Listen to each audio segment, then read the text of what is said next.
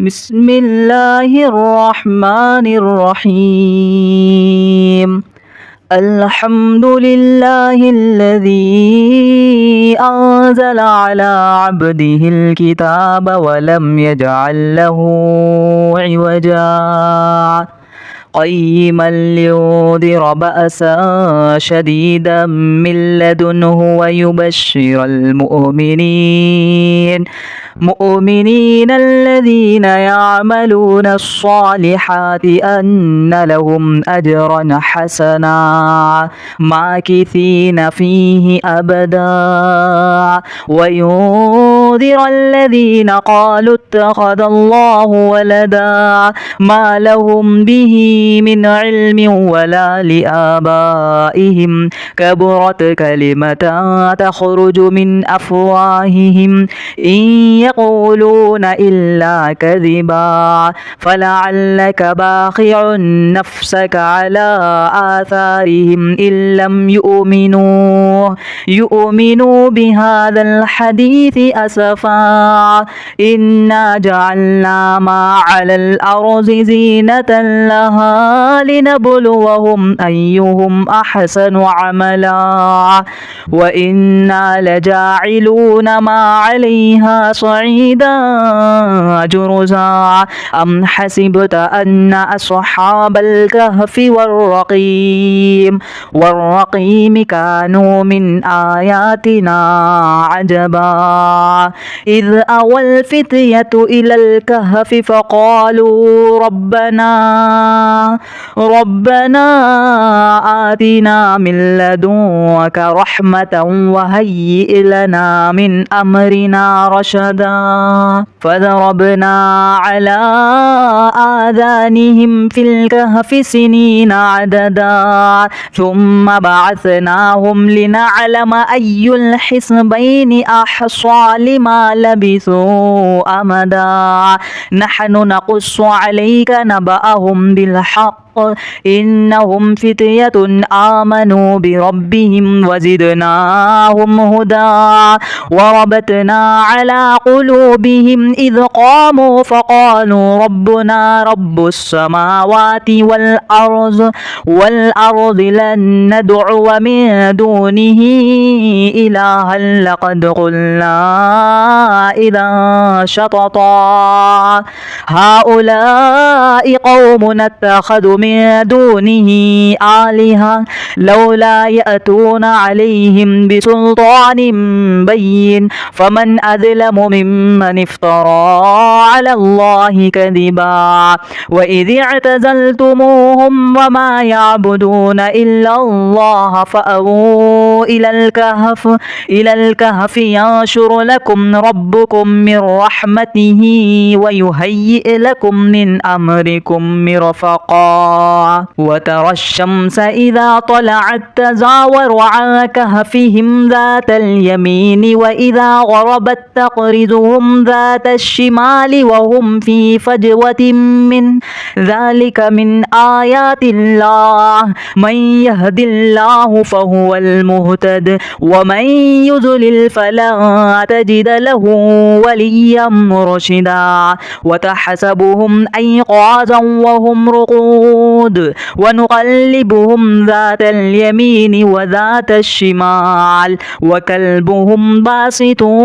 ذراعيه بالوصيد لو اطلعت عليهم لوليت منهم فرارا ولملئت منهم رعبا وكذلك بعثناهم ليتساءلوا بينهم قال قائل منهم كم لبثتم قالوا لبثنا يوما أو بعد يوم قالوا ربكم أعلم بما لبثتم فابعثوا أحدكم بورقكم هذه إلى المدينة فلينظر أيها أزكى طعاما فليأتكم برزق منه وليتلطف ولا يشعرن بكم أحدا إنهم إن يظهروا عليكم يرجموكم أو يعيدوكم في ملتهم ولا تفلحوا إذا أبدا وكذلك أعثرنا عليهم ليعلموا أن وعد الله حق وأن الساعة لا ريب فيها إذ يتنازعون بينهم أمرهم فقالوا ابنوا عليهم بنيانا ربهم أعلم بهم قال الذين غلبوا على أمرهم لنتخذن عليهم مسجدا سيقولون ثلاثة رابعهم كلبهم ويقولون خمسة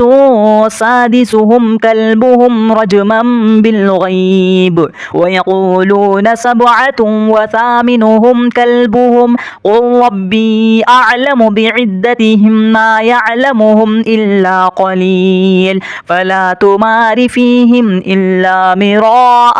ظاهرا ولا تستفت فيهم منهم أحدا ولا تقولن لشيء إني فاعل ذلك غدا إلا أن يشاء الله واذكر ربك إذا نسيت وقل عسى أن يهديني ربي لأقرب من هذا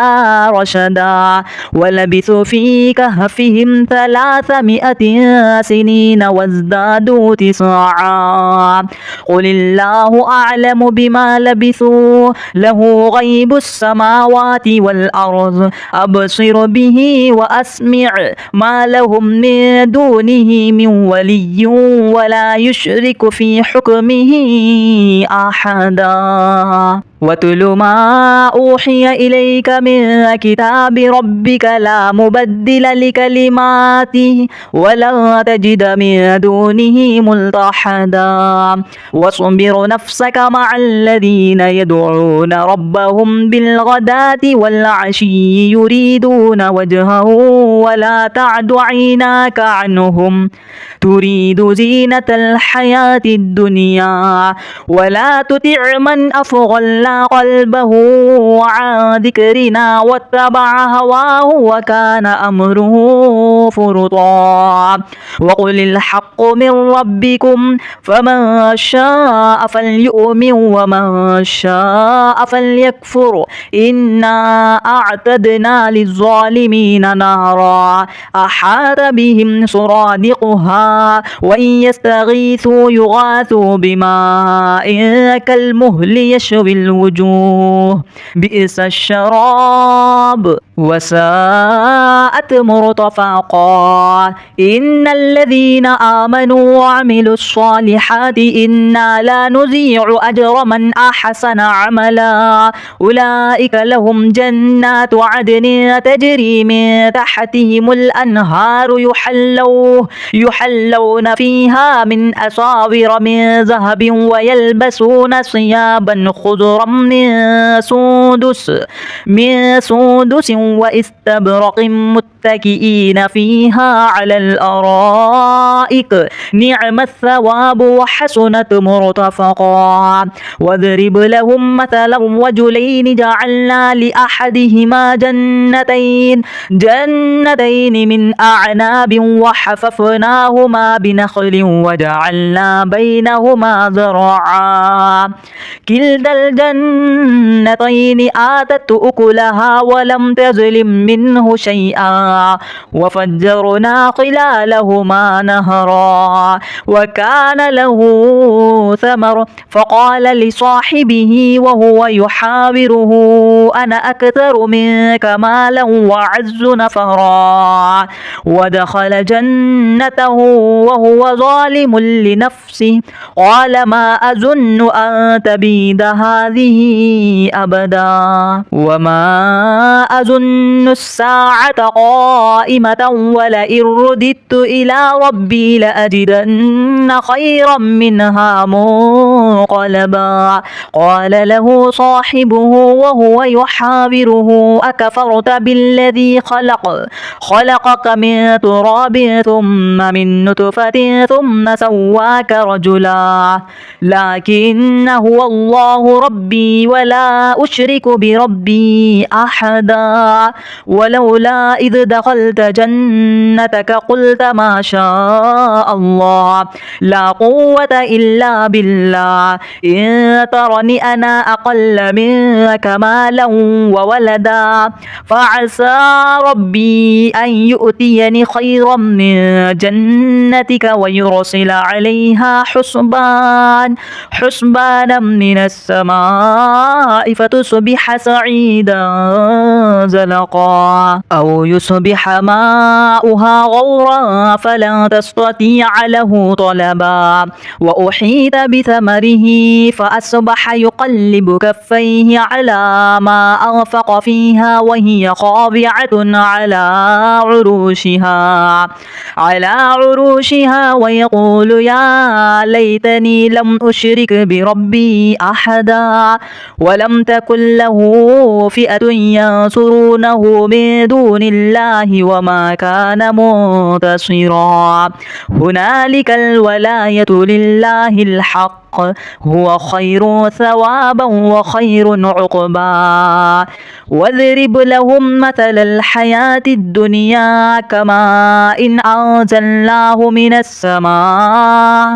من السماء فاختلط به نبات الأرض فأصبح هشيما تذروه الرياح وكان الله على كل شيء مقتدرا المال والبنون زينة الحياة الدنيا والباقيات الصالحات خير عند ربك ثوابا وخير أملا ويوم نسير الجبال وترى الأرض بارزة وحشرناهم فلم نغادر منهم أحدا وعرضوا على ربك صفا لقد جئتمونا كما خلقناكم أول مرة بل زعمتم أن لن نجعل لكم موعدا ووضع الكتاب فترى المجرمين مشفقين مما فيه ويقول يا ويلتنا ما لهذا الكتاب لا يغادر صغيرة ولا كبيرة إلا أحصاها ووجدوا ما عملوا حاضرا ولا يظلم ربك أحدا وإذ قلنا للملائكة اسجدوا لآدم فسجدوا إلا إبليس كان من الجن ففسق عن أمر ربه أفتتخذونه وذريته أولياء من دوني وهم لكم عدو بئس للظالمين بدلا ما أشهدتهم خلق السماوات والأرض ولا خلق أنفسهم وما كنت متخذ المضلين عضدا ويوم يقول نادوا شركائي الذين زعمتم فدعوهم فلم يستجيبوا لهم وجعلنا بينهم موبقا ورأى المجرمون النار فظنوا أنهم مواقعها ولم يجدوا عنها مصرفا ولقد صرفنا في هذا القرآن للناس من كل مثل وكان الإنسان أكثر شيء جدلا وما منع الناس أن يؤمنوا إذ جاءهم الهدى ويستغفروا ربهم إلا أن تأتيهم سنة الأولين أو يأتيهم العذاب قبلا وما نرسل المرسلين إلا مبشرين ومنذرين ويجادل الذين كفروا بالباطل ليدحضوا به الحق واتخذوا آياتي وما أنذر هزوا ومن أظلم ممن ذكر بآيات ربه فأعرض عنها ونسي ما قدمت يداه إنا جعلنا على قلوبهم أكنة أن يفقهوه وفي في آذانهم وقرا وإن تدعهم إلى الهدى فلن يهتدوا إذا أبدا وربك الغفور ذو الرحمة لو يؤاخذهم بما كسبوا لعجل لهم العذاب بل لهم موعد لن يجدوا من دونه موئلا وتلك القرى أهلكناهم لما ظلموا وجعلنا لمهلكهم موعدا وإذ قال موسى لفتاه لا أبرح حتى أبلغ مجمع البحرين أو أمضي حقبا فلما بلغ مجمع بينهما نسي حوطهما فاتخذ سبيله